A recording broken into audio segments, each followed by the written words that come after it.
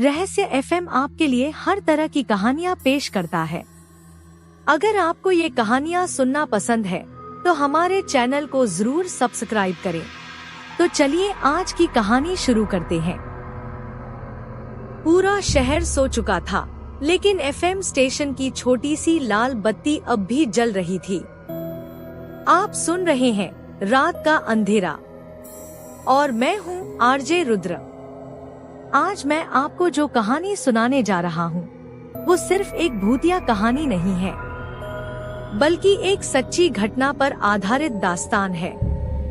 एक पुरानी हवेली, एक गायब हुआ परिवार और एक काला बरामदा जहां आज भी आधी रात को किसी के चलने की आवाज सुनाई देती है। स्टूडियो के अंदर अचानक ठंडी हवा चलने लगी। रुद्र कुछ पल चुप रहा, फिर धीमी आवाज में बोलना शुरू किया। पश्चिम बंगाल का एक पुराना शहर था मधुपुर, एक छोटा और शांत शहर।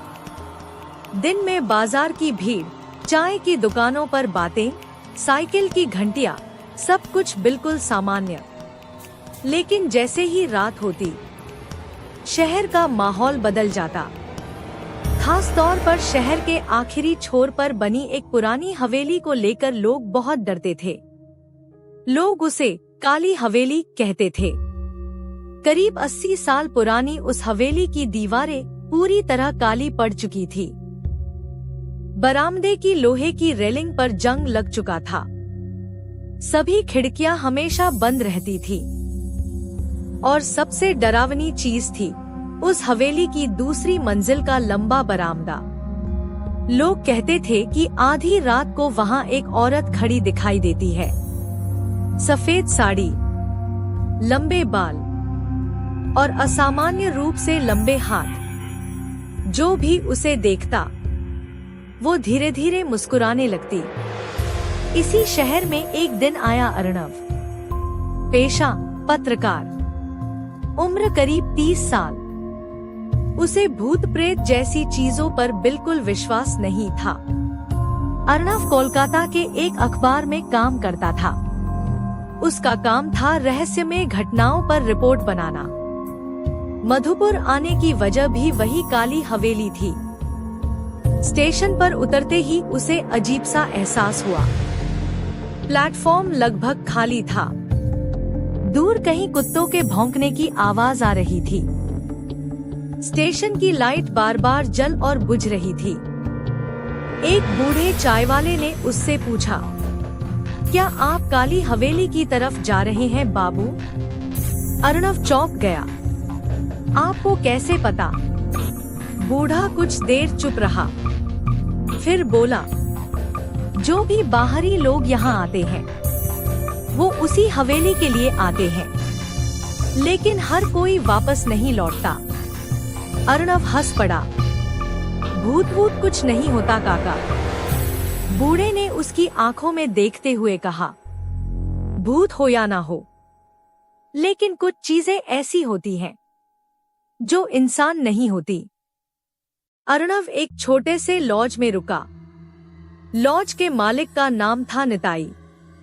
रात को खाना देने आया तो उसने अचानक पूछा, क्या आप सच में उस हवेली में जाएंगे? हाँ, रात में मत जाइए। क्यों? निताई ने कोई जवाब नहीं दिया, बस धीरे से दरवाजा बंद करके चला गया। उस रात अर्णव सो नहीं पाया। उसे बार बार लग रहा था कि खिड़की के बाहर कोई खड़ा है। एक बार हिम्मत करके उसने पर्दा हटाया और उसका दिल जोर से धड़क उठा। सड़क के उस पार अंधेरे में एक औरत खड़ी थी। सफेद साड़ी, सिर झुका हुआ, बाल पूरे चेहरे को ढके हुए। अर्णव ने मोबाइल निकालकर फोटो लेने की कोशिश की।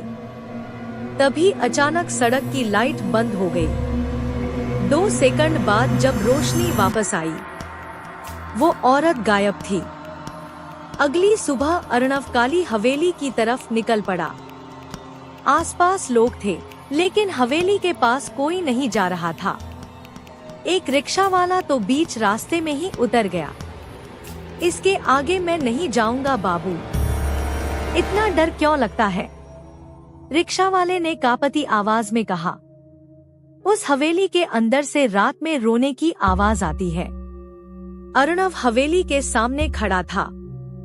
बड़ा लोहे का गेट आधा खुला हुआ था। अंदर जंगली घास उगी हुई थी। एक पुराना सूखा कुआं भी था। हवेली को देखते ही अजीब सा दबाव महसूस हो रहा था। ऐसा लग रहा था जैसे हवेली जिंदा हो। अर्णव ने कैमरा निकाला। जैसे ही उसने तस्वीर लेने की कोशिश की, उसे दूसरी मंजिल के बरामदे में कोई खड़ा दिखाई दिया। उसने कैमरे का जूम बढ़ाया, लेकिन वहां कोई नहीं था। तभी ऊपर से आवाज आई, ठक ठक ठक। ऐसा लग रहा था जैसे कोई नंगे पांव चल रहा हो। हवेली का इतिहास जानने के लिए अर्णव पुराने लाइब्रेरी पहुंचा। वहां एक बूढ़े लाइब्रेरियन ने उसे पुराना अखबार दिखाया। तारीख 1978। हेडलाइन थी, एक ही रात में गायब हुआ जमींदार परिवार। अर्णव पढ़ने लगा। इस हवेली का मालिक था रजनीकांत राय, बहुत अमीर जमींदार। उसकी पत्नी मृणलिनी देवी और एक बेटी इशिता। लोग कहते थे कि मृणलिनी बहुत सुंदर थी, लेकिन धीरे धीरे उनकी मानसिक हालत खराब होने लगी। वो दावा करती थी कि हवेली की दूसरी मंजिल पर कोई चलता है। रात में वो आईने के सामने खड़ी होकर खुद से बातें करती थी। एक दिन अचानक पूरा परिवार गायब हो गया। कोई लाश नहीं मिली, सिर्फ दूसरी मंजिल के बरामदे में खून के निशान मिले थे। अर्णव जितनी गहराई से जांच करता गया, उतनी ही अजीब बातें सामने आने लगी। शहर के कुछ लोगों ने बताया, रात के 2 बजे के बाद अगर कोई उस हवेली के पास से गुजरता है तो एक औरत मदद मांगती सुनाई देती है, लेकिन जैसे ही कोई उसके करीब जाता है, उसका चेहरा दिखाई नहीं देता। कुछ लोगों का कहना था कि हवेली के अंदर एक छोटी बच्ची की हंसी भी सुनाई देती है। उसी रात अर्णव ने हवेली के अंदर जाने का फैसला किया। रात का 1 बज चुका था। हाथ में टॉर्च और कैमरा लेकर वो काली हवेली के गेट के अंदर दाखिल हुआ। चारों तरफ सन्नाटा था। अचानक कहीं एक दरवाजा चरमराकर खुला। अर्णव धीरे धीरे अंदर गया। पूरी हवेली में सड़ी हुई बदबू फैली थी। दीवारों पर पुरानी तस्वीरें लगी थी। उन तस्वीरों की आंखें जैसे उसे घूर रही थी। जैसे ही वो सीढ़ियों के पास पहुंचा, ऊपर से फिर वही आवाज आई, ठक ठक ठक।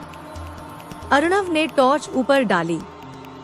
सीढ़ियों पर गीले पैरों के निशान बने हुए थे, लेकिन बाहर तो बारिश भी नहीं हो रही थी। वो धीरे धीरे ऊपर चढ़ा। दूसरी मंजिल का गलियारा पूरी तरह अंधेरे में डूबा था। अचानक एक कमरे से फुसफुसाने की आवाज आई, मुझे बचाओ। अर्णव ने दरवाजा धक्का देकर खोला। कमरे के अंदर एक पुराना आईना था और उसके सामने एक कुर्सी। कमरे में कोई नहीं था, लेकिन आईने में दिखाई दिया। अर्णव के पीछे एक औरत खड़ी थी। सफेद साड़ी, लंबे बाल और असामान्य रूप से लंबे हाथ। अर्णव तुरंत पीछे मुड़ा, लेकिन वहां कोई नहीं था। जब उसने फिर आईने की तरफ देखा, वो औरत और करीब आ चुकी थी। उसके होंठ धीरे धीरे खुल रहे थे और वो मुस्कुरा रही थी। अर्णव डरकर कमरे से बाहर भागा। तभी पूरी हवेली में एक छोटी बच्ची की हंसी गूंज उठी, खिलखिल खिलखिल। वो आवाज पूरे गलियारे में घूम रही थी। अचानक गलियारे के आखिर में एक दरवाजा अपने आप खुल गया। अर्णव अंदर गया और उसकी सांसें रुक गई। कमरे के बीचों बीच एक पुराना लकड़ी का पलंग था।